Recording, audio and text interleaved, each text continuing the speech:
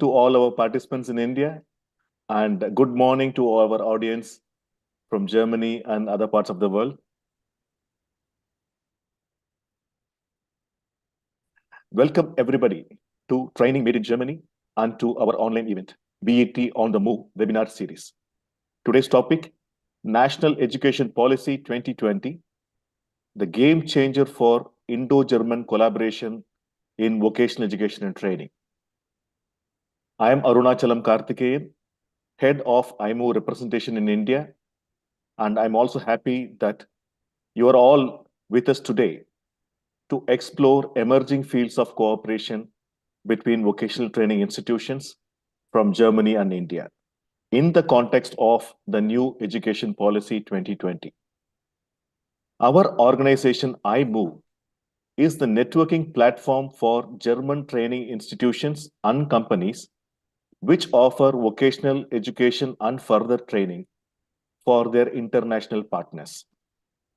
iMOVE was established by the German Federal Ministry of Education and Research exactly before 23 years and is part of the Federal Institute of Vocational Education and Training, BIBB. Over 200 German VET institutions are empaneled with iMOVE in Germany. iMOVE has been supporting the various initiatives of German Federal Ministry of Education and Research, BMBF, and its project implementing agency, DLRPT. iMOVE India has been working closely with both private and public sector institutions, specifically vocational education training institutions, for over 2 decades and facilitated several capacity development projects for the Indian institutions. iMOVE India continues to work in close cooperation with other eminent German institutions like Consulate General of the Federal Republic of Germany, Indo-German Chamber of Commerce, German International Cooperation GIZ, and several German industries in India to facilitate vocational education training requirements for the country. Time to time, on invitation, we collaborate closely with Ministry of Skill Development Entrepreneurship, Government of India, and their various departments like Directorate General of Training, Central Staff Training Research Institute, CSTRA, National Instructional Media Institute, NIMI, National Skill Development Corporation, NSDC, and National Skill Development Corporation International, and few of the Sector Skill Council and several state-level skill development missions across 28 states and 8 union territories in India. iMOVE India has developed a strong network with Apex Indian industry associations like CII, FICCI, ASOCHEM, PHDCCI, Alliance of Indian MSMEs, Skill for Progress, SKIP, and 100 other central and state-level chambers of commerce and industry in India supporting their vocational education and training initiatives. Over the years, the VET on the Move virtual events have served as a platform for introducing German vocational institutions and partners to showcase their services offers in several sectors, including healthcare, hospitality, e-mobility, renewable energy, energy efficient construction technologies, and so on. In this current edition of the VET on the Move series, we have partnered with National Skills Network, NSN, to conduct research on the National Education Policy 2020 and opportunities for VET collaborations across institutions in India. Being one of the popular skill networks in our country, NSN has contributed substantially to create awareness and educate vocational education institutions and the subscribers on the latest developments in the field of skill development in India. Ms. Madhuri Dubey, founder NSN, will present her basic research briefly after my address. As we all agree, change is the only constant. In this direction, so far we have asked the German institutions to come and offer their services to the Indian partners. In this edition, we will now learn from the dignitaries from the Indian VET institutions and influencers like you all to inform the German training providers what are the emerging opportunities for cooperation in the current and future skill needs. So today, I request all of you to actively participate, interact, and give your valuable insights into what are the emerging fields of cooperation we in India can expect from the German vocational education and training industry in order to achieve India's skill requirements as well as to supply skilled workforce internationally. And I would now like to hand it over to Ms. Madhuri Dubey, who is going to host today's event and to introduce you to our eminent speakers and panelists. Ms. Madhuri, over to you. Yeah. Thank you, Mr. Karthik, and good afternoon and good morning to all the participants. We are very grateful to all of you for attending this, and thank you so much for supporting this event. So I would like to give you a gist of few important points from the research we conducted on National Education Policy 2020 to follow up with the points which Mr. Karthik made just now, and the scope for collaboration between Germany and India. And after this, I will introduce you to the panelists.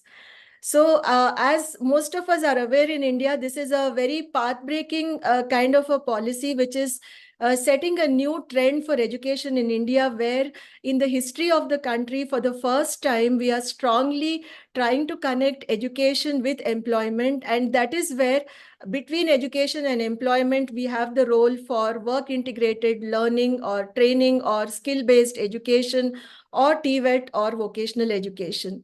So that's the reason this policy becomes absolutely critical for us to look into and the opportunities it is creating. And this we feel is going to be a game changer in the coming years because it is kind of taking the whole historical context of education in India and also the socio-economic requirements of the country as we are progressing and becoming, a very big name to reckon with in the global economic development as well. So some of the areas where the National Education Policy 2020 is actually going to be as a catalyst or going to catalyze strategic and sustainable partnerships between India and Germany could be areas like these. I'm just going to mention few critical areas. One important area from the policy is, again, for the first time, we are talking about mainstreaming vocational education in India by integrating skills in schools and colleges and promoting apprenticeships, where we have the global leader, Germany, with us, and we look forward to getting your advice, support, and scope for collaborations and, to strengthen this entire emerging paradigm. And again, for the first time, we are restructuring undergraduate and postgraduate programs where we can incorporate flexible formats like degree apprenticeships or flexible degree programs. We have experts from skill universities in our sessions, so you will get to hear from them. And also, we are trying to see how pathways can be created from technical training to further education. So this is one of the key areas. Then another area is how do we revamp curriculum and pedagogy and meet the industry demands? A country like Germany has shown the world how industry participation can radically transform vocational education, and we have a lot to learn and adopt and adapt from these models. So this is another area where we look at being internationally compatible, meeting the global standards and matching our frameworks with international standards. And this brings to another area where we also have the possibility of creating international branch campuses in India, where global universities, which are ranked by India, say top 10, top 100 or 200 universities from the world, have the opportunities to set up global campuses in India.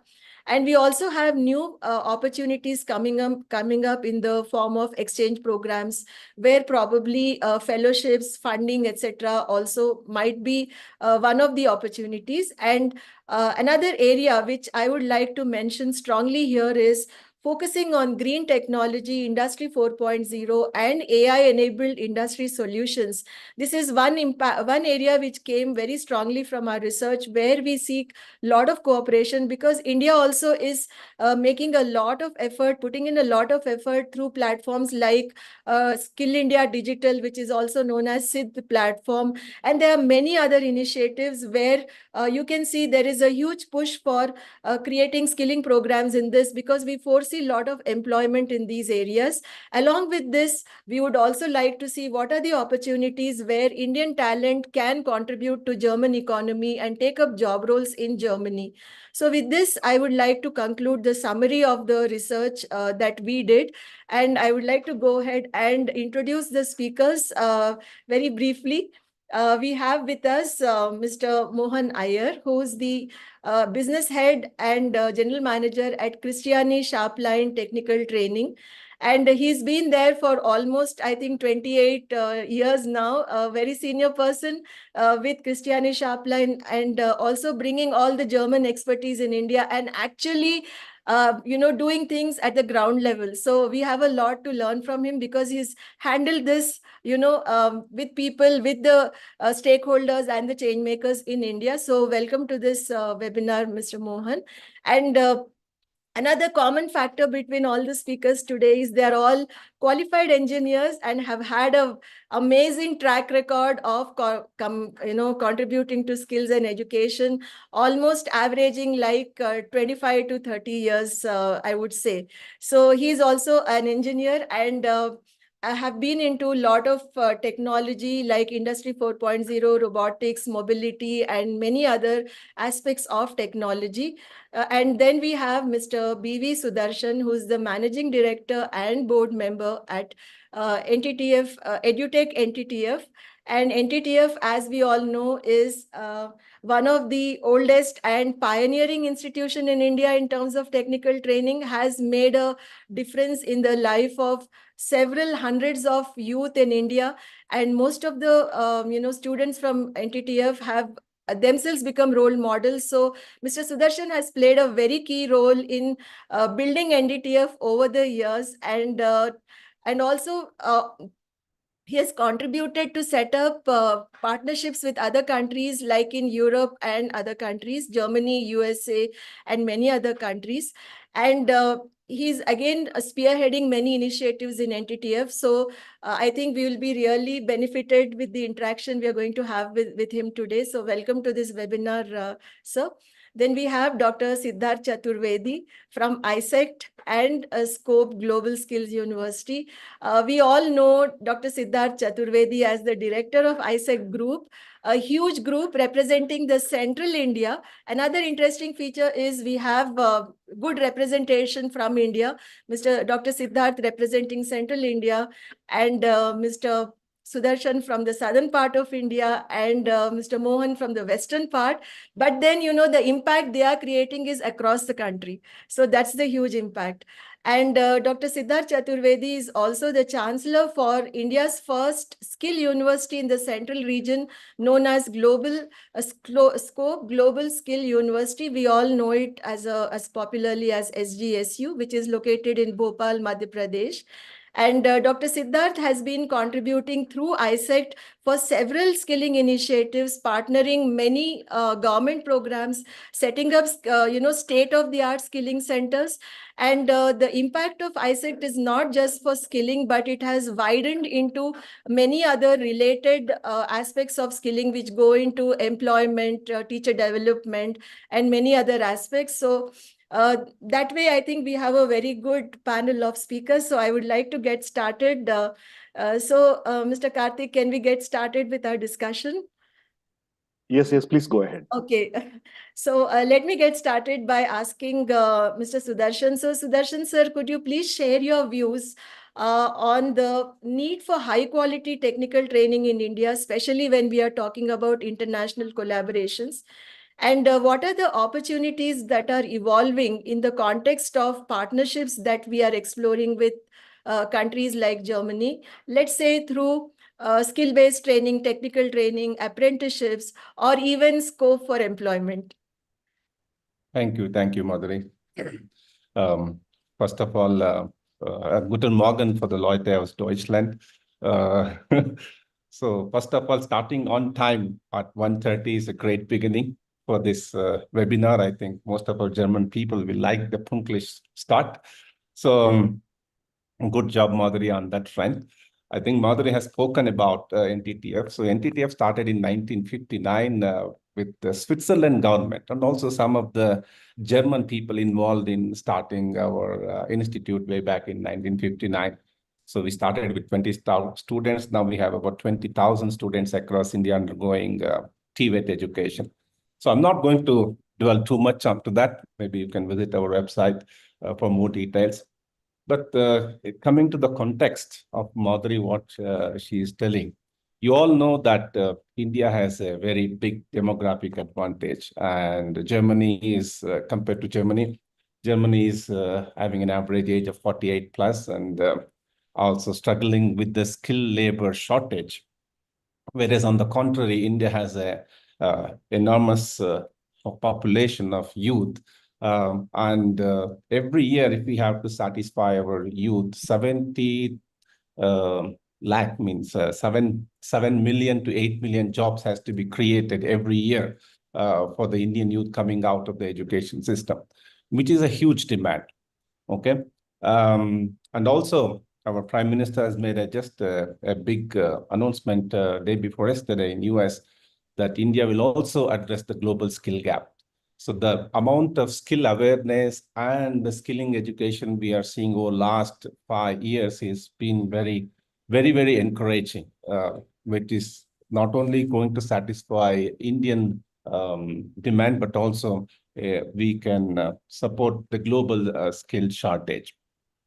Okay, that is the stage we are in. And coming to for the German thing, for a quite long time, I think all of my German colleagues will agree, Germany has been conservative in attracting the foreign talents because of various reasons. But last couple of years, it has been more open. And we have seen in various modes and policy relaxation and so many things.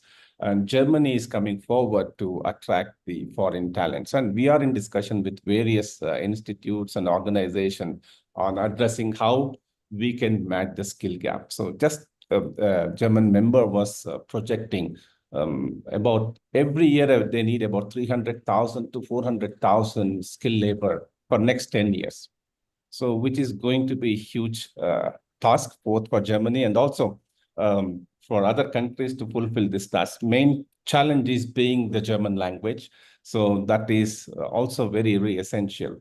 So that's why I'm promoting wherever I address people. So to learn a skill and also to learn a language along with it. Any European language will add to that. But especially if you're aspiring for German language would help the students to get an easy entry into the Germany. So we are also promoting that in our institute as well in a big way. So as you know, this Germany has opened up. So visa formalities have been quite simple. Anybody can go with the opportunity visa today if he has a required skill and the language. So they can land and search for the job in Germany up to 1 year. They can also do the part-time job up to 1 year and then go for it. So all these things puts us in a real focus whether we can train people to the German standard. Because we always know from the beginning, I come from the manufacturing industry. I lived in Germany for 5 years. The German standard is very high in terms of quality, in terms of process, everything. So can we leverage up to that level? Whether it is possible? Yes, it is possible in today's context where everything has become transparent technology, information, everything is available. Only thing, the willingness to train and the other side, willingness to learn. If these two things are matched, we can make a big difference in training people to Germany.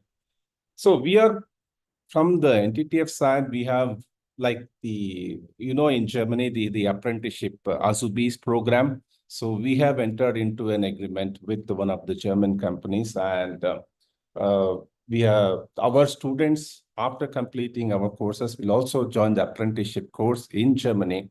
they are currently undergoing the German course in various technical skills. It could be an electrician, it could be an auto mechanic. So this is opening up a wide door of opportunities for Indian youth going forward. Having said that, Madhuri, you said how we can collaborate with the German vocational institutes in India, what we can do. So we know that in budget, there has been a lot of focus given on the ITI upgradation in India.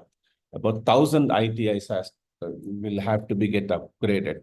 So it is a good opportunity for the German TVET vocational education providers to have a look at it, because we need one is the syllabus and the curriculum comparison, and the other infrastructure, and also the training of trainers. So all these things have to be upgraded in the ITI mechanism, because ITI, Industrial Training Institutes in India, has been the backbone for the skill for a long time.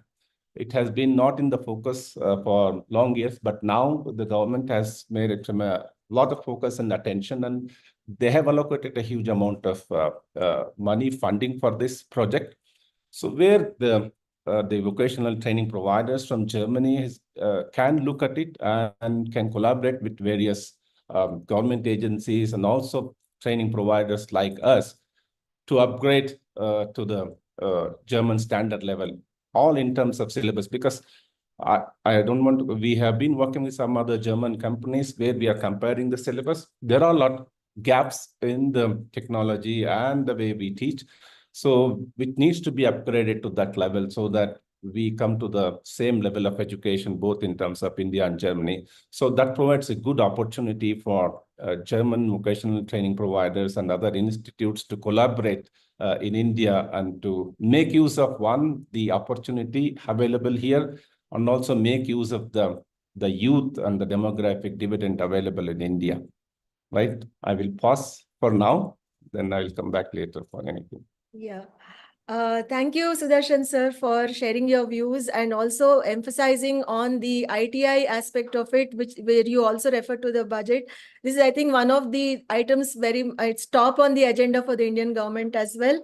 So I would like to now request Dr. Siddharth to give us a very different perspective. What we heard from Mr. Sudarshan right now was from the technical training. Now, Dr. Siddharth can give us his insights from skill universities, he being a chancellor of one of the big skill universities, how this concept of skill universities is encouraging international partnerships and why we need them, and what are the kind of models that can be adapted for these skill universities. And also perhaps, Dr. Siddharth, you can refer to maybe a few insights from NEP 2020 as well, because the concept of skill university is still quite new in India. This can perhaps be mapped with applied learning universities in other countries, right? Right. So let's get started. Right. Thank you. Thank you, Madhuri, for getting all of us together. And guten Morgen and good afternoon to all the panelists and attendees. A quick word about our group. Our group is ISECT, and we are one of India's leading social enterprises working in the areas of skills, higher education, online learning, content development, and apart from that, a couple of other banking and financial inclusion services in rural areas. Essentially, our spread covers predominantly rural areas across all the states, pretty much all the states. And at the level of the organization, at the group level, we work with all the clients and customer segments. First one is government-sponsored or funded programs. Second is a pool of industry partners and industry-funded or industry-sponsored programs. And third is CSR-funded or CSR-sponsored programs. We've also established last year Central India's first skills university, which is the Scope Global Skills University. And we are trying to create a difference using the tools of the new education policy and the national curriculum framework, the two important tools which are reshaping the education and skills ecosystem of the country today. So I will divide my comments into three parts. One is how and why Skills University. Second, the tools available from NEP. And third, some of the opportunities which we see for collaboration, probably from my vantage point, which I can look at. So first of all, skills universities are relatively new phenomena in India. As Madhuri said, you can link you can probably take them to be similar to applied universities in Germany. I have had the privilege to visit Germany a couple of times on CII delegations, on Government of Madhya Pradesh delegation, and see directly the model of dual education, the VET model, and the integration of the apprenticeship and internships in the formal education. So Skills University, first thing, the overall curriculum can extend up to 70% hands-on or skills or practical oriented content as compared to traditional universities. Having said that, right now the difference also is more of the mindset with which the skills universities are supposed to work, in terms of integrating with local industry clusters, integrating with national industry organizations, and working hand in hand for promoting internships and apprenticeships through the skills universities. The second thing is that the skills universities also should, and what we are trying to do at our campus is to have as close to real life as possible production or commercialization linked departments at the university itself. So if there is a department of automotive, if there is a department of carpentry, if there is a department for future skills, they are also supposed to have real life working environment by way of either centers of excellence or by way of working very closely with the industry to have a hands-on training experience for its students. Third, skills universities are supposed to promote work integrated learning programs in the longer format and solve the problem of aspirations which is around the vocational training and skills in the country. So once the student is enrolled in a long-term format skilling program, the qualification becomes equivalent to a formal education qualification, and the issue of aspiration or the skills or vocational qualifications being a little inferior to formal education gets resolved.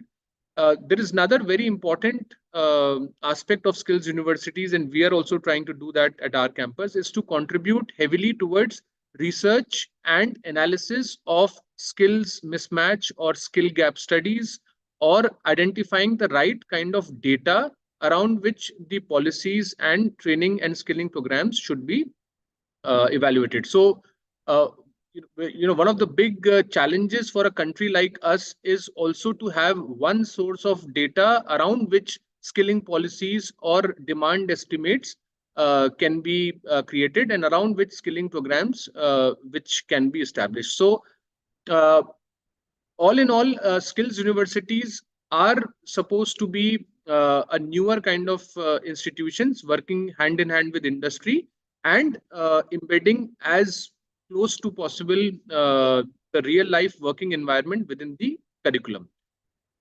Coming to new education policy, the tools which are available to activate whatever I have mentioned. One is that we have, under the NEP, taken the goal of exposing minimum 50% of learners enrolled in formal education to skills and vocational training by the year 2030. And that's going to be a huge number. And in terms of resources, in terms of collaborations, in terms of all the connections which we can pull in, this is going to be a steep challenge. But 50% of learners enrolled in HEIs in formal education to be exposed to vocational training. Second, now we have the availability and the guiding framework from NEP and the National Curriculum Framework to launch skills embedded degree programs or apprenticeship embedded degree programs, the AEDPs, which we have been looking at and we have been learning from Germany now are available and are a relatively newer set of programs being launched by skills universities. So AEDPs or internship embedded or skills embedded degree programs are a new breed of programs which we can launch. The third thing NEP also emphasizes is that all the institutions are supposed to work very closely with the local value chains and the local industry clusters and be cognizant of the heritage, art, craft and skills of the country and try and include that as apprenticeship by way of creditizing some of those learnings and embedding them in the curriculum. So designing a curriculum has now become quite a creative and innovative aspect of any private or autonomous university where a lot of value and learnings can be imbibed from a collaborating partner or any other institution. And finally, I think with all this, the NEP talks at multiple times about the industry academia collaboration. With the skills university background and the NEP background, some of the areas which I can think of for collaboration, one, of course, is anything to do around improving the apprenticeship system, apprenticeship delivery, apprenticeship curriculum, apprenticeship training of trainers in the country. Because wherever I am going to attend any lectures, wherever I'm involved in a discussion, apprenticeship is the first and foremost thing which is being talked about at multiple forums as the right tool for solving the employability and the skills shortage challenge of country. So we need to learn a lot in terms of devising the right kind of curriculum for apprenticeship programs and also capacity building around apprenticeship. Second, I would say is, as Madhuri pointed out, having centers of excellence in emerging areas of EV, green economy, future skills, automotive, and so on. And we must target world skills as the benchmark when we are setting up centers of excellence and training some of the students at the world skills standard with these centers of excellence. Again, I mean, I was there at the World Skills. India is right now gearing up, and there is a lot of awareness and there is a lot of hunger amongst various states to establish good infrastructure to train students for world skills. And as a skills university and many other institutions are looking at establishing good centers of excellence. Another one which Mr. Sudarshan also alluded to is transfer programs where if it's a master's program, 1 year which is done in India, and the second year which is linked to internship, probably funded under the apprenticeship program, the second year of master's program in Germany, coupled with the language training, is also a model which we are looking at. We are right now starting with sending some of our students on the summer school internship, and probably next year we look forward to launching a full 1+1 transfer program. Finally, I think in terms of collaborations, as again Mr. Sudarshan pointed out, capacity building of faculties and trainers and the academic fraternity in both institutions as well as universities is much needed. So any kind of master trainers program or training of trainers program or exposure programs can definitely be looked at. And we can have arrangements to invite a subject matter expert from Germany and offer a 10-day or a 15-day program and do it in different batches across institutions. So at a high level, these are the areas which we can collaborate on. There are some other points, but I'll pause for now and come to those later. Madhuri. Yeah. Thank you, Dr. Siddharth, for sharing your insights and also emphasizing on the aspirational value of work integrated or vocational education in India, which we are kind of pushing through NEP 2020, which has its very clear agenda. And also you also brought in the importance of infrastructure, good infrastructure. So I think this is what we can connect the next panelists with. We have Mr. Mohan, who's had huge experience through Christiani Sharpline, and the high quality of equipment which they supply to various training institutions in India, and the kind of support system they have for this infrastructure. I think this is simply amazing, and I think we should be able to get more insights from him. So Mr. Mohan, can you tell us what kind of beneficial collaborations you were participating in through Christiani Sharpline over the years, through with Germany and India kind of a collaboration? And, how do you foresee such collaborations coming up in future? What kind of support system is needed? So please share your insights on this from years of experience you've had, at the ground level.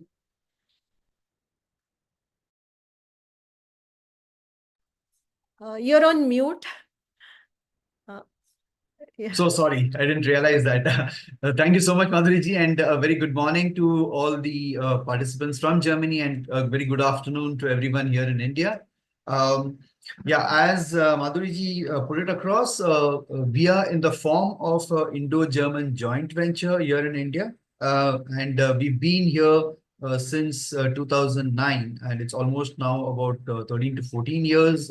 We are operating in the TVET and skilling and technical education space, providing complete technical learning equipment, the content, the curriculum, and the methodology as per the German way of learning, which, as Mr. Siddharth pointed out, like is the 70% practical and 30% theoretical content. And we have been providing all this to various institutions, and both in the TVET space and also higher education, further education space as well. And it's been a good journey for us so far, like in terms of providing the German way of learning to whoever wants to establish it. For example, the Volkswagen Academy does a complete 3.5-year mechatronica program for which we support, through our various documentations, the learning material, or the question papers, referrals which we can provide. These are the things which they have been using from us. Or for example, also with the GTTI in Coimbatore, they have been purchasing or using the mechatronic examination material, the mechatronic panel material and everything, which is supposed to be done by the participants as part of their practical work. We've been providing all these knowledge resource materials to various institutions across here. And that's what becomes very important in terms of bringing the German TVET skilling arena into the country, in terms of providing the correct material, the correct resource. And we actually act as the knowledge skill partners to any institutions here in India. And in fact, for example, even NTTF has been using our mechatronics kit, which we supplied through Siemens, one of the projects which they have been using.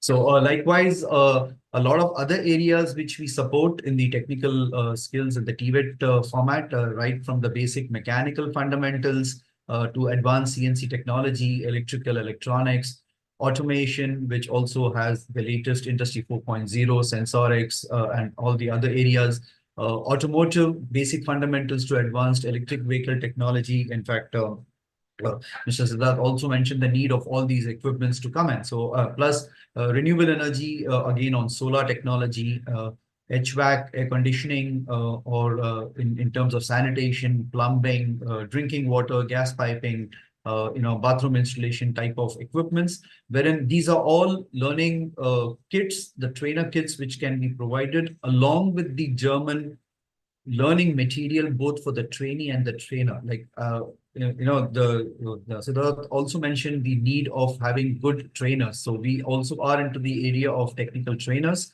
providing complete technical training material, which in Germany today, a faculty, as per the German framework for a particular trade which is set up, they sort of just utilize the learning material provided by us, and then they deliver their lectures. So it's like we are that embedded into the German system at the moment, like having been there for almost 93 years in the skilling space in Germany. And we are trying to get that same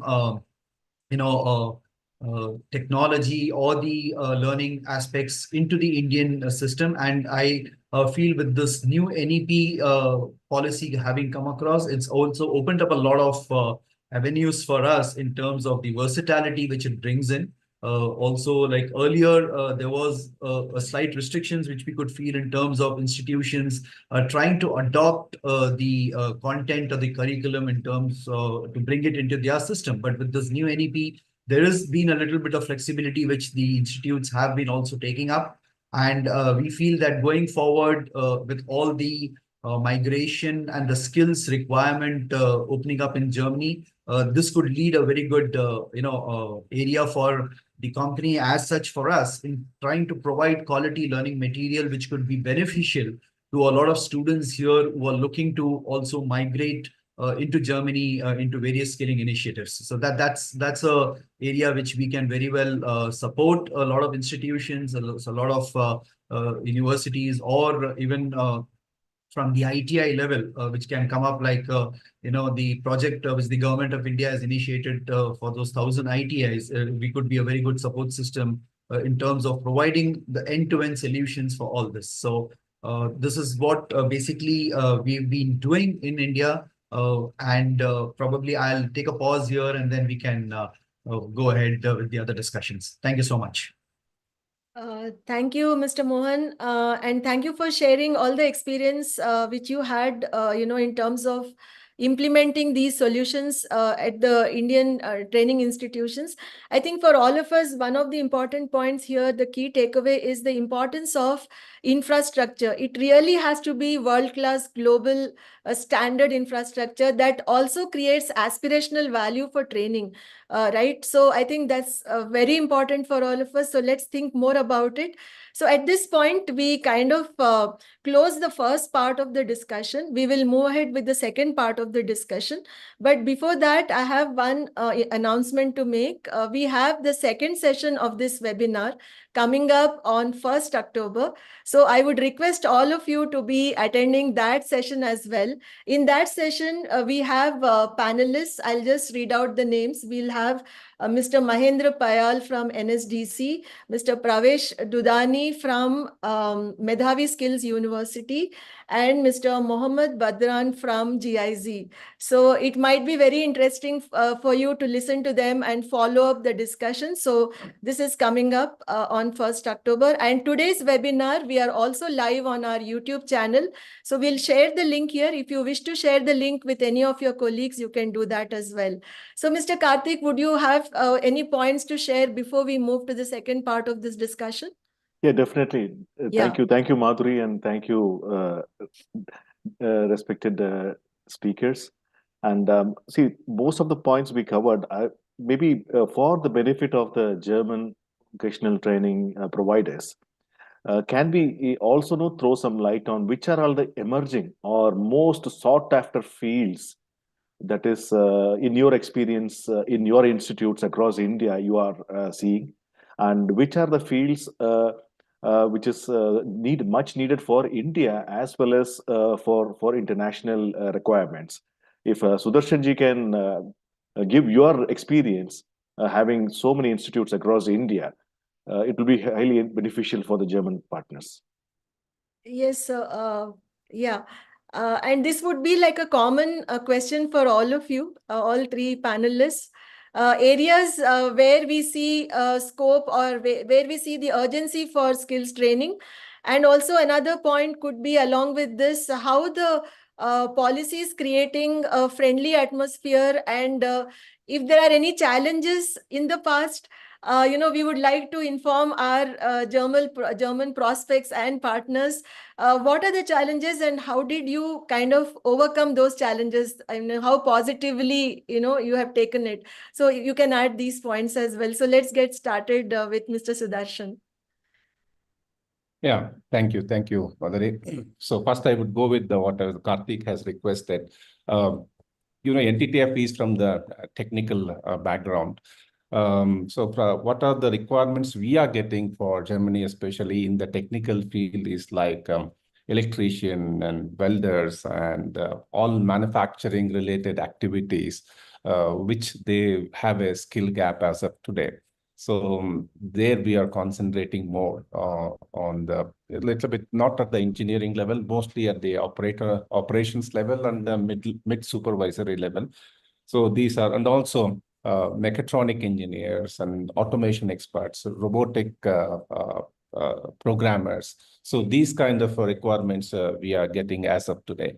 But I also know that from my interaction with the German counterpart, there are huge requirements on healthcare and nurses and bakery.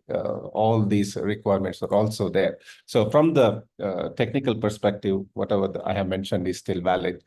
But when it comes to what we expect from Germany here, see, on the industry 4.0, there are a lot of advanced things that are happening is there. So their German counterparts can play a major role in establishing kind of center of excellence here in India. We also working closely with the Bosch, and again, a German company. They have devised their own system for Industry 4.0. And further automation taking to and also the smart factory. So from the technical perspective, from other people can add from their perspective what all the things they are expecting out of this. So that is to answer your question. Madhuri, one of the policy things what I think we missed out to represent is we have a beautiful national credit framework laid, which is really fantastic. A lot of good work has been done in planning this national credit framework, and which, if implemented in true spirit, will make big wonders for both the foreign institutes and also the youth of India can make a big minutes. They have mapped clearly what all the vocational credits, where all the movements can happen. Academics can come into the vocational can go into pure academics. So it's mix and match. Good flexible model exists today. So which I hope in the next few years, all universities will embrace it, and we will see a big change happening. And also National Council for Vocational Education and Training, NCVET, is playing a major role, because I've been interacting with European counterparts, how long it usually takes to get a skill qualification approval. They have to wait for months. But whereas in India is very proactive, if you want a new qualification pack for a specific need to be built in, it will be clear within 2 months. So they are very proactive. They want to support the skill movement in India. So that is the biggest advantage India has today with the bureaucracy and the policy as concerned. Coming to, a lot of people have said the dual education system. So we have fantastic model working. With NTTF, we are working with various customers on dual education. One of the example I want to quote is we are working with Festo in India. So this is a German company. There they only take limited numbers, but we have a collaborated industry institute collaboration.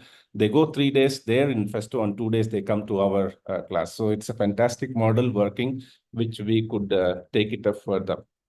And also, I have visited some of the Beruf Building Schule, BBS, in Germany. So we are working with one of the BBS in Mainz, Mainz, where we have kind of a collaboration where our students can go there, their students can come here. We're also launching a kind of a design thinking workshop together with these institutes. So that kind of a cooperation is also possible with the vocational institutes from Germany. It need not be a long term. It could be some specific project. We can have a collaboration, some student exchange program, and also the faculty exchange program.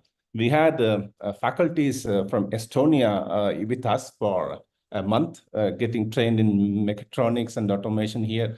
And they were really happy coming to India and learning the systems. And it is more or less comparable. And in certain parts in India is also making a good progress, because we have a close net of industries like Fanuc and Festo nearby. So we are working closely. So they learned a lot of good things. So that's also one of the good area. We can think of faculty and student exchange program. So coming back to the national credit framework, if the vocational schools in Germany come out with a model where they can recognize what the students have studied here and maybe 1 year finishing school in Germany. So we can take it up with the government to give the credit for those 1 year they learned there in Germany and give a diploma or whatever the certification level. That could be a good model, which today we are working with some other countries like it is happening. So it could also open up a lot of opportunities for Indian youth, and also it would help the German institutes as well. So these are all some of the points. And also one more thing where we should think also how we can play a role in the internships, whether we can have a structured internship support, not only from the companies, from the institutes, because NTTF has also developed some internship models for the engineering graduates to have a hands-on experience to do something. Because, you know, Madhuri, India has announced a big budget for internships. They want to train 10 million internship going forward. So this also throws up a good opportunity. The internship could happen in India, and also some German companies can also offer internship in Germany, which some of the students can also make use of it. So these are all my thoughts. So later I'll come back for any questions, Madhuri. Yeah. Thank you. Thank you. Thank you, sir. Let's move on to Dr. Siddharth.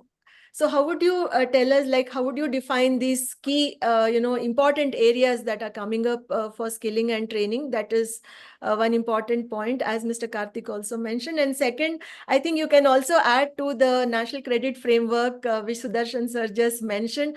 I think that is the actual game changer in the whole of NEP, if you look at the policy document, because this is going to create not only pathways, it's going to have aspirational value. There are many other things, and this webinar definitely is not the context for me to go deeper, but I'm sure Dr. Siddharth can tell us more. So over to you, Dr. Siddharth.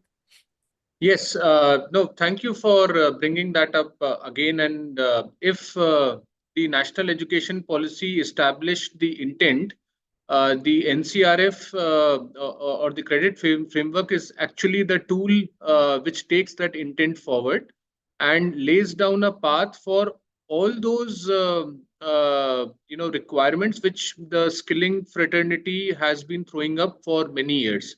Multiple entry and multiple exit, horizontal mobility from skills to formal education and back to skills, inclusion of internships slash skills slash apprenticeships in the curriculum, uh, uh, laying down a way to award credits for any format of learning, experiential learning or learning at the workplace or learning through traditional ways and methods.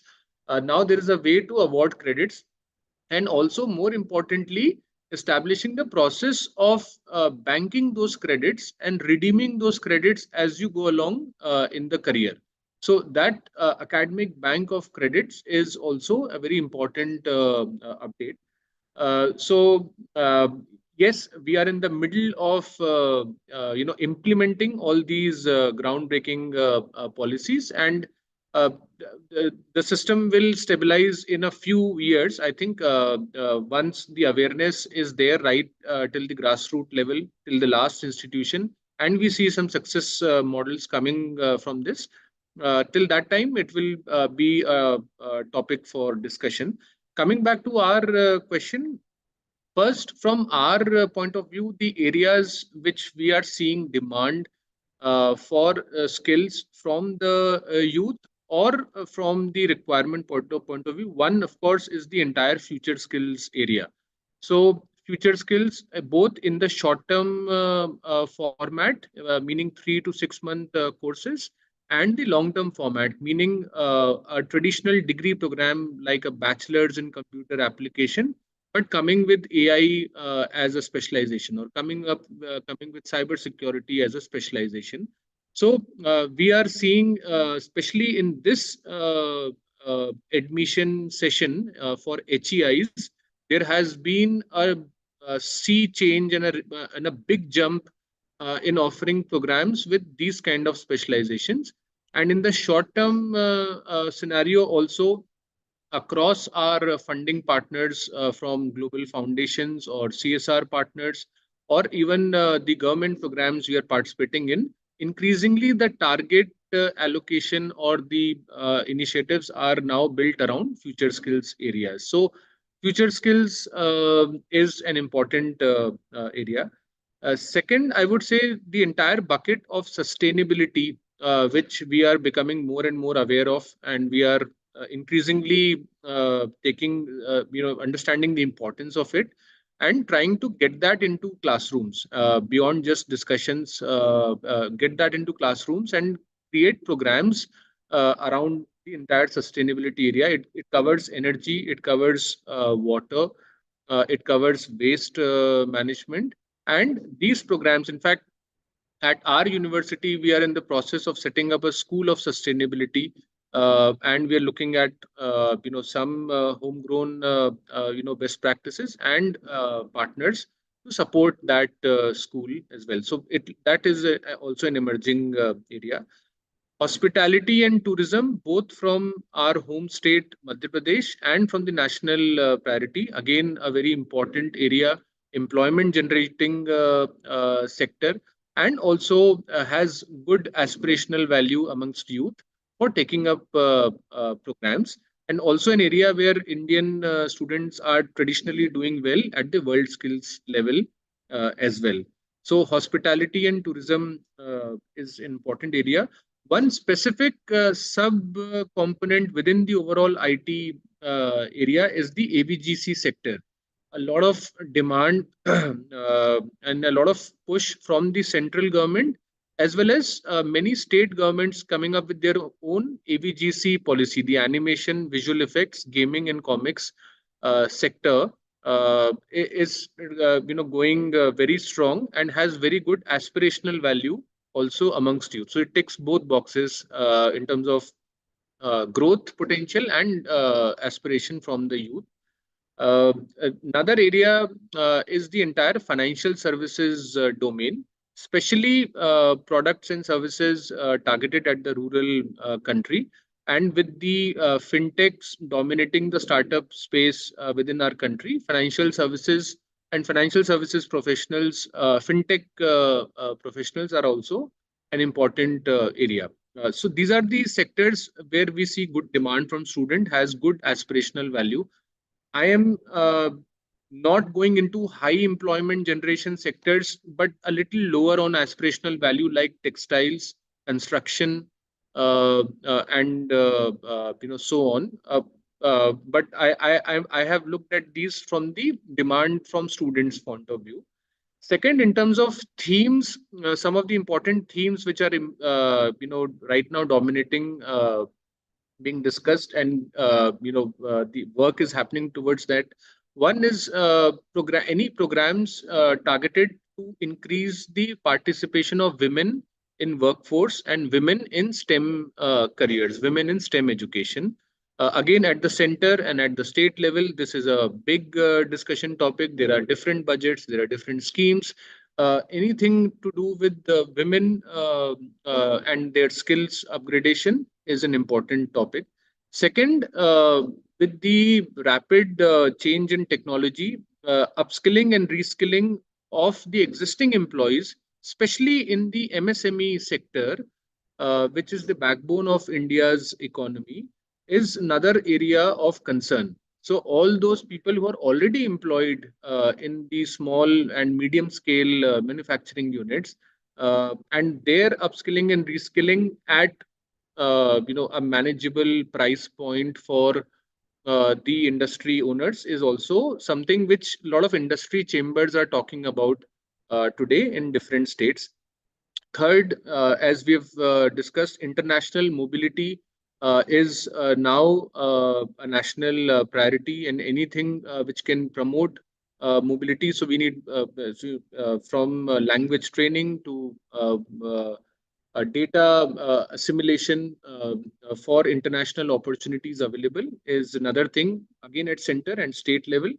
And finally, the fourth theme is encouraging startups and entrepreneurship at the national level, because we are also aware that in India, we cannot have jobs for all the people who will come out of the education system.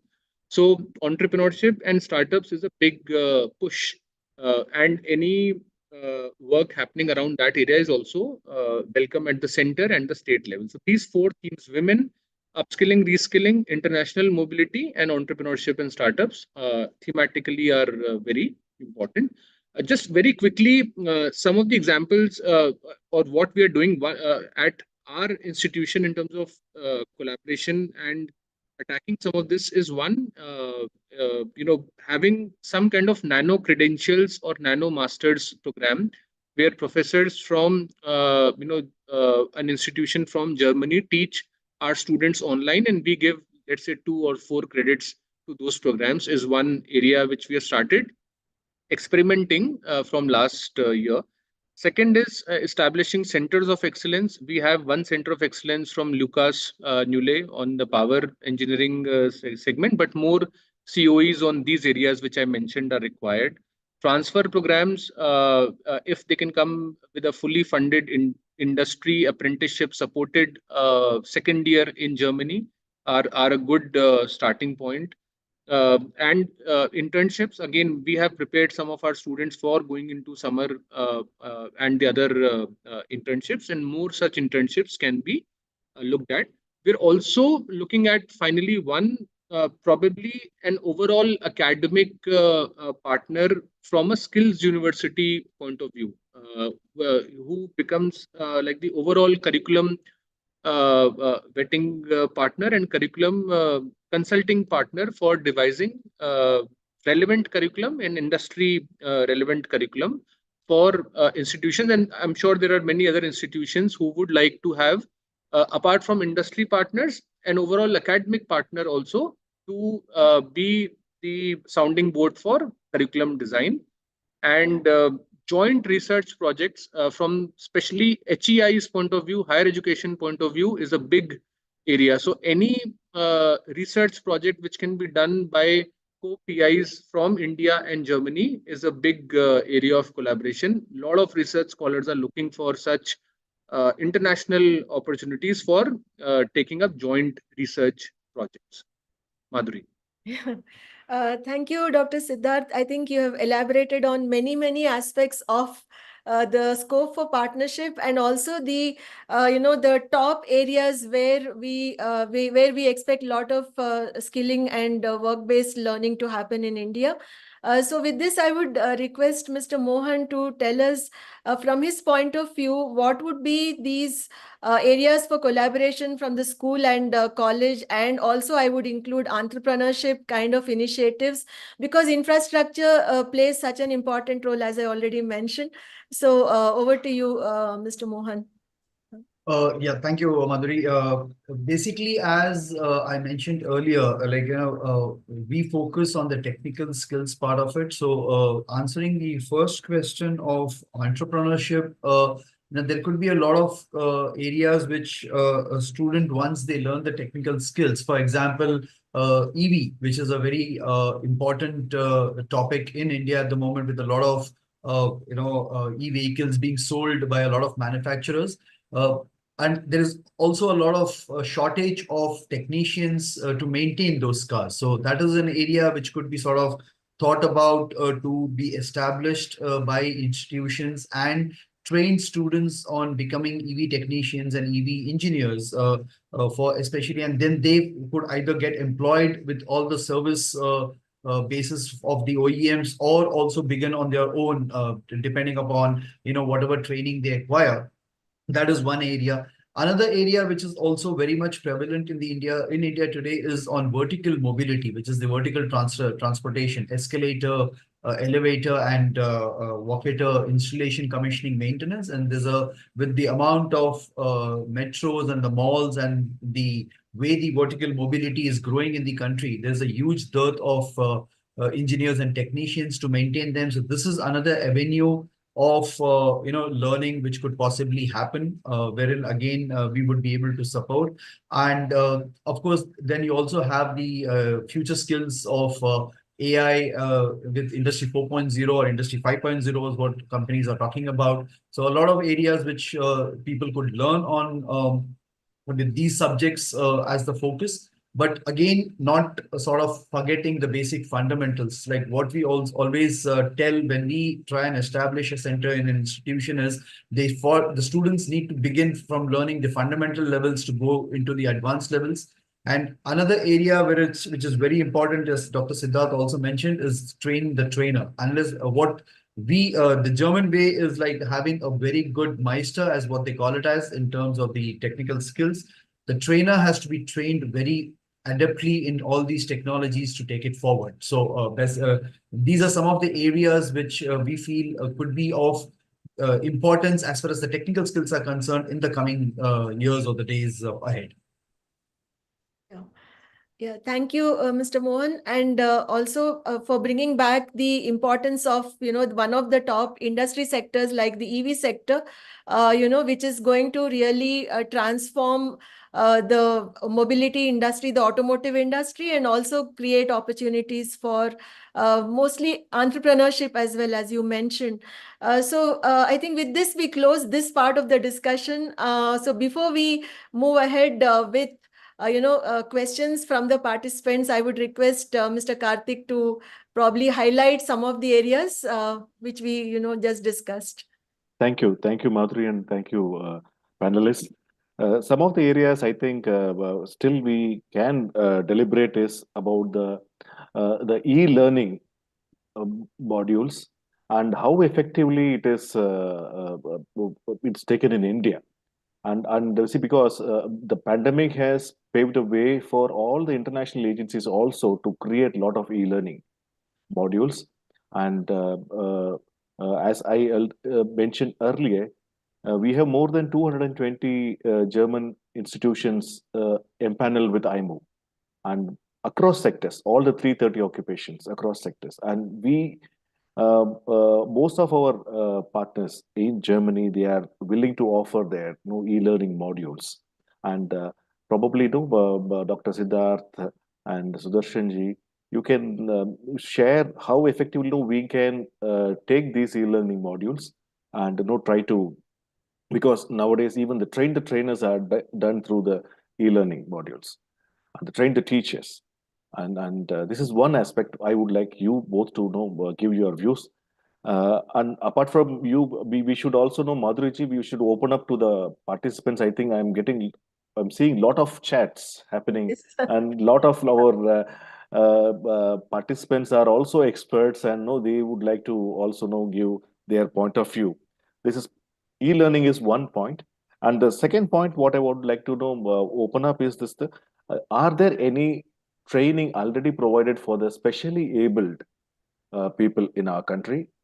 Because in Germany, I know that there are many organizations they offer such a training, and I would like to know, or from the dignitaries, you can throw some light on such topics where we see some collaborations, because we touched about all the sustainability goals, and Dr. Chaturvedi has already mentioned what all things are possible, and including women in empowerment, entrepreneurship, and all these areas.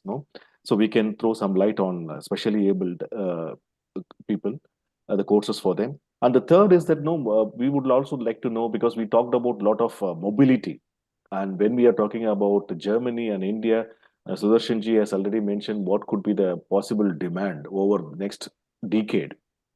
And many institutions in India are gearing up towards this. And one of the major aspect is the language.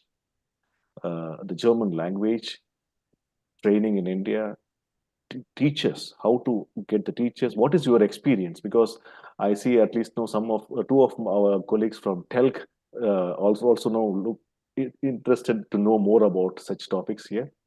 What is your experience about the German language? How we can effectively multiply for the kind of demand we are having in India? Over to you, Sudarshanji. Yeah, thank you. First, I'll go with the specially able people. I think Madhuri knows. So NTTF is doing a good work for last couple of decades and training differently able people. We have a specific program for them. It's a 2-year electronic mechanic course. This is basically orthopedically challenged and speech and hearing loss. So these kind of people coming from the poor background. So it is a completely free of cost for them. So earlier NTTF was doing it. Now the big corporates like Cognizant started to fund this program out of their CSR. And initially, the placement was a challenge for these kind of people. But today, because of the major companies have a diversity and inclusion goal, so they are handpicked, and before they complete the course, they are all placed. So in last year itself, we placed 50 plus candidates in very good companies like Volvo or TVS. So they are making a good livelihood. So it is one of the things we are passionate about it, and we continue to do. And we want to expand as well. If anybody wants to cooperate with us, more than welcome to do that. And second thing you asked, the German language course, it is a challenge. I myself have learned German long ago, but German is a tough language. So people say that online learning, we can start up. We tried with our students with online. Initially 100 students joined, and over the weeks progresses only 20 remains. So the interest goes off. So right now, we are training 70 plus students who will go to Germany from September 1st next year. So they are right now every day, 3 p.m. to 6 p.m. It is the course. The instructor comes here, and a batch of 20 students, we are teaching them. That is the best way to do it. But the challenge is to find the right German trainer. It's a challenge. So it is very difficult to find. Goethe Institute is overbooked, and we need to find other people. So it is a very big challenge for the German training. So we need to find the best method, maybe hybrid model, online or blended model. We should come out with that and see how effective it is. So this is what we are doing today. And coming to the e-learning, what you said, see, we are talking about vocational skills. It is 70% hands-on and 30% theory. It's a big challenge to use completely e-learning in specific to the vocational skills and technical skills. However, there are a lot of tools available today, like simulation and other models we can use. So in the pandemic, we started and we continue to use that model still. We have an effective learning management system, but not all of them. Maybe we could cover about 20% of, maximum 20% of our syllabus through the e-learning, but rest has to be on the hands-on model, especially for the vocational skills. That is what our experience so far. But we are trying to improve day by day. We are trying to add some of the AR and VR technology so that they can learn anywhere and get some kind of an experience, so that we are using the technology maximum to our advantage. So that has to go up, in my opinion.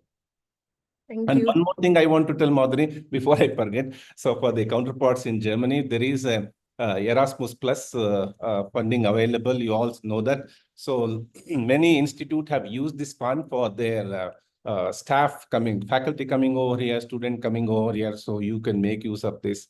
You can come. Unfortunately, Indian people cannot use it, but you can use it from Germany. Okay. Thank you. Okay, thank you. So, Dr. Siddharth, we have just Yes. about maybe 3 minutes, and then we will open it Right, for. I'll keep it short. Yeah. So in terms of specially abled people, we have done work and we see good, uptake in IT and ITES areas, especially BPO segment. Where we have trained a few batches, and hospitality again is seeing, especially hotels are seeing a good uptake under the DEI for specially abled kids. So I think learning programs, apart from hardcore vocational training, in ITES and hospitality can be, scaled up, and there is a good demand, and employability prospects are also better. Coming to online learning, since our scope is a little more broad as compared to just vocational training, one, we have set up a studio within our university campus for getting all the content edited, rehashed, recorded, streamed, and so on. And I see many progressive institutions are doing, or probably will do the same, because studio is probably going to be an important aspect, as important as a lab, in HEI. So we find good use of that. Second, AR/VR Center of Excellence, which is a cutting across COE and takes engineering and other kind of content and is used as an aid for teaching, is another thing which we're finding useful. Of course, in India, in general, pure play edtech we have now seen is not successful. All the major edtech players are also coming back to blended model. Everybody needs a physical, facilitation. So that is how it's going to be. However, for HEIs or for institutions, there is a way in which we can mainstream it by creditizing some of the component, which again NEP talks about and the government also talks about. So a few credits earned from edtech portals and coming back into the curriculum is the way to go for including the credits, and it can be also done for long format vocational training programs. In short term training programs, only the generic skills of employability, entrepreneurship, and digital literacy can be done through online. But apart from that, the domain will dictate how much component can go online. And finally, language, yes, it's the same challenge. We tried to solve it by establishing a school of foreign languages, and starting with these two languages where we have the demand. One is Japanese and second is German. With limited success, we also tried the online model, but high dropout rate. um, Probably we are looking at utilizing our infrastructure across the country to have now decentralize the language training aspect and give options to learners to probably join a program not within our premises but elsewhere, wherever we find a good trainer. But nothing, it is not stabilized yet. We yet to see how it will flow. Okay, thank you, Dr. Siddharth. Mr. Mohan, is there something you would wish to add before we open up for the questions? Yeah, a quick one with regards to the language training. We have seen out of our experience with respect to people going to Germany is like, one is, of course, knowing the language becomes important, but the other part is also the culture training, in terms of mixing with the culture, what the German people do and all that. Because here in India, our behavioral patterns and our culture is way different to what they have. Like, for example, being on time for a meeting or whatever it could be. Like, there are various examples which I can cite here. But then, like, that's something which we also have to focus on whenever we try to train students. And since we are talking about having international mobility of students going across, that's something very important, which institutions have to focus on here, especially in India.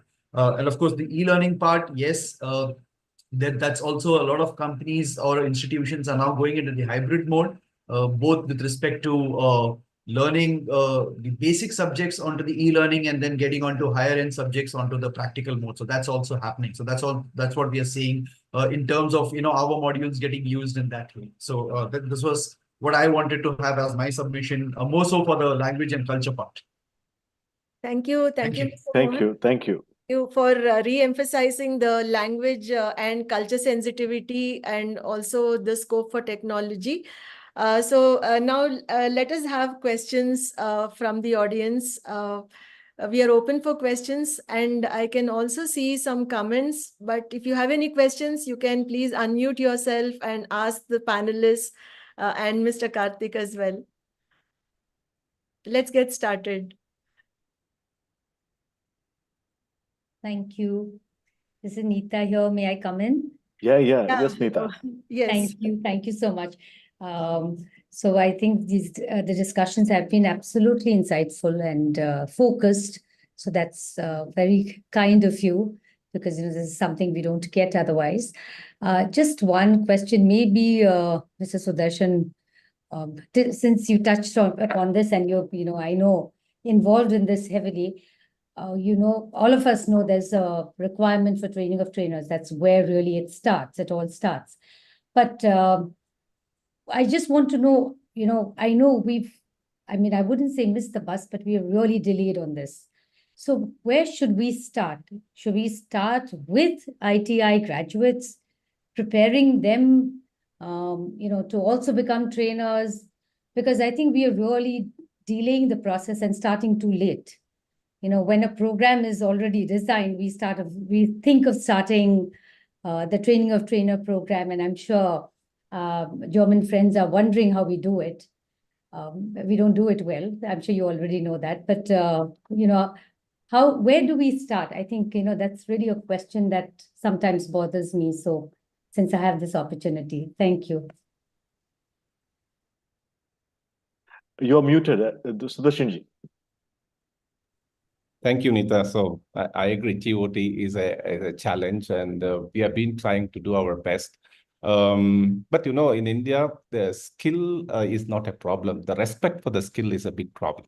So that is, we need to eradicate together. I think it is coming to slowly, the terms, and the remuneration and the respect for the trainers also has to go up in the society. Then everybody will be interested to take up this as a serious profession.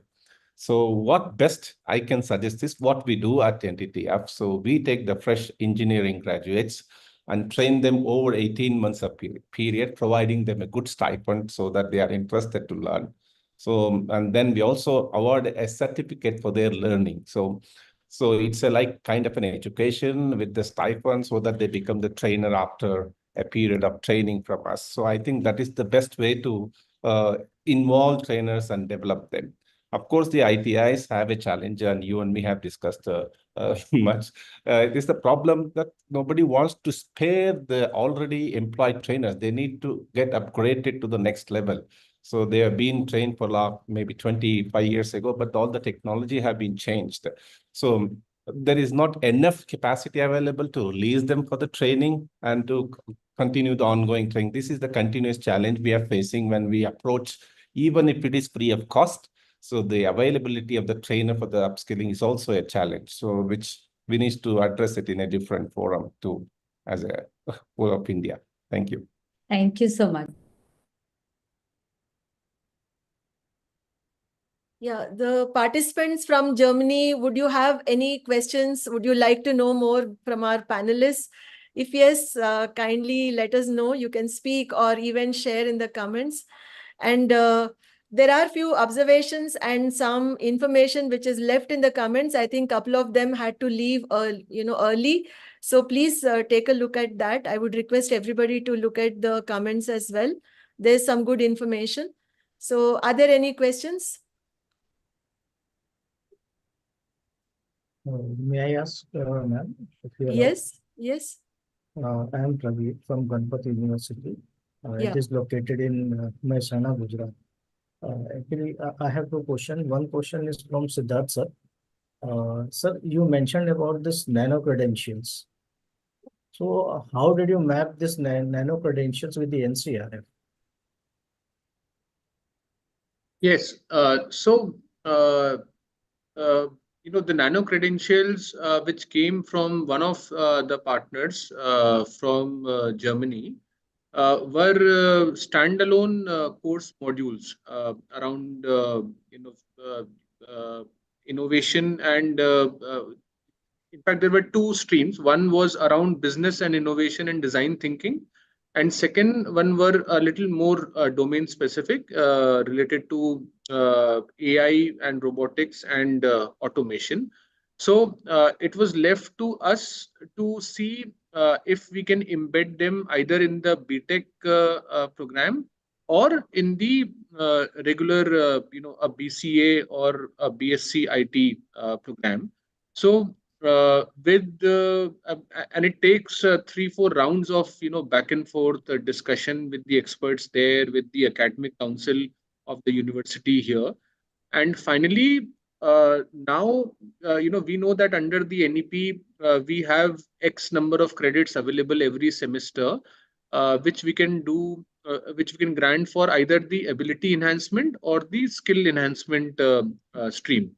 So we mapped these programs into those, and ideally under the NEP, 4 credits can go for these, the ability enhancement or the skill enhancement streams. So for these 3 courses, BCA and a BTech program and a BBA program, we started experimenting with embedding these programs, and it was finally done by the academic council of the university in association with the the German counterparts, the professors who were going to teach those programs. Thank you, sir. I find it very innovative. That's why I wanted to know a little more about it. And one general question, like once we look into the Indian scenario, most of the parents are in a thought process that my what should go for 3 years or 4 years, 5 years, whatever the course pattern is already described. But once we are coming to the skill development, as Sudarshan sir said, even like the tenure of courses are maybe from 1 month to 6 months or 7 months.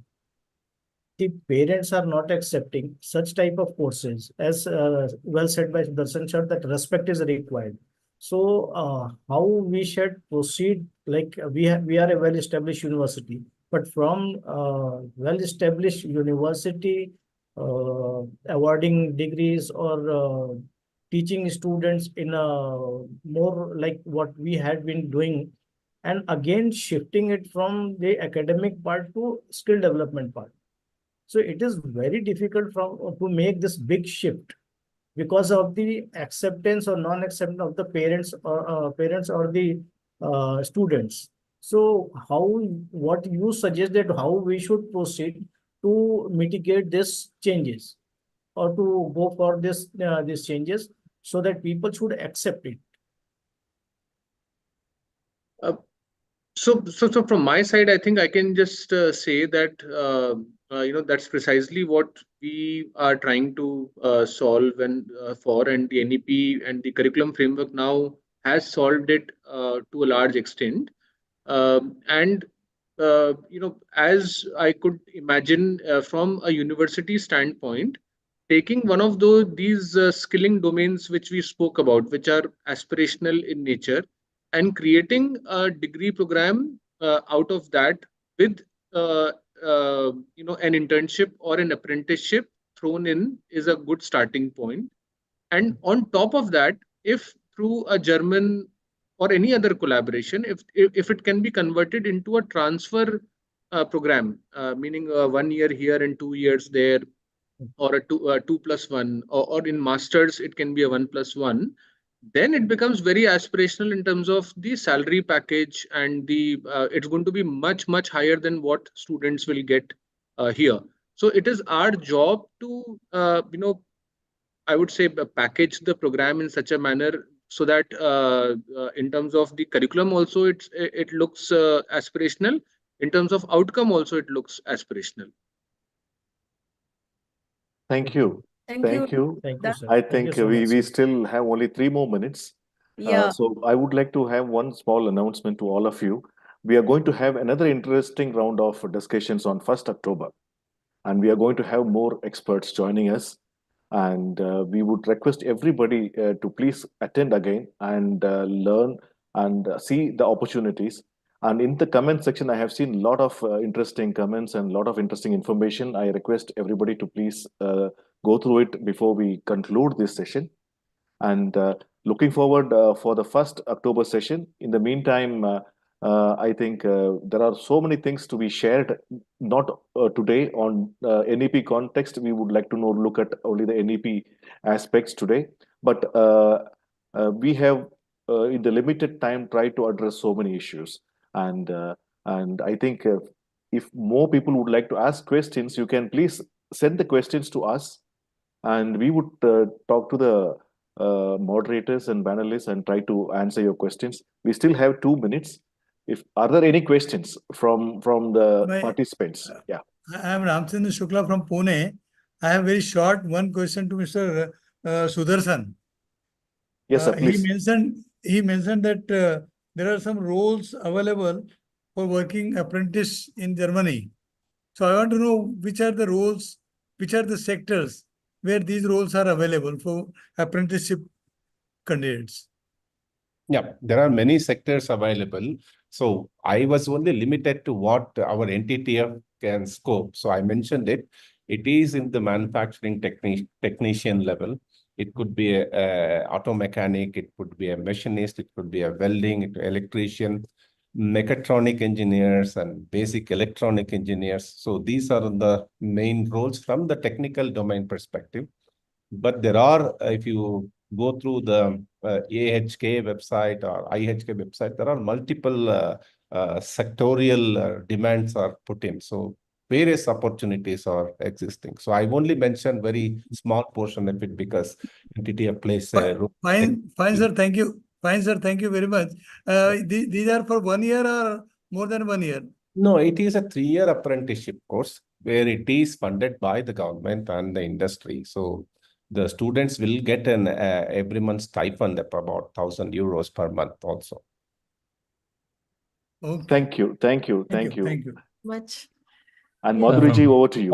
One short question from my side. Do you have an email address where we can share some information to you? Yes, please. I think Madhuriji, your colleagues can share the email ID. I'm just writing one email ID here. Yes, please, because I'm thinking it is better to share some information to you, and then it's better for you to decide what is really important for you. So this is maybe a better way, because now we know what you do, but it would be taking too long time to explain you what we are doing. Okay. Thank you. So I've just shared this email ID here, contact@nationalskillsnetwork.com. Okay. Please write to us. And also another request is, since we have the session, on 1st October, whoever has more questions, or if you're curious about a few things that you couldn't ask right now, perhaps this was the first time you heard few things and these were probably new to you, we'll be very happy to get those points. We will include them in the discussion with the panelists in that session. And the panelists who have been here today, they are always available with us. So we can always get back to them and get their answers and their insights. So the objective of this webinar was to open up a channel of discussion between India and Germany and build new bridges. Of course, there are many bridges, but we want to strengthen them, I would say. So please help us in doing that by sharing your insights and your questions. Thank you all for attending today. Thanks a lot. And thank you all the panelists for being with us and sharing your expertise. And thank you, Mr. Karthik, for giving NSN this opportunity. Thank you so much. We look forward to having you in the next session on 1st October at the same time. Thank you. Thank you all. Thank you all. Thank you. So much. Thank you. Panelists. Thank you, Madhuri. Thank you, participants. Karthik. See you next week. Thank you. Bye-bye. Bye.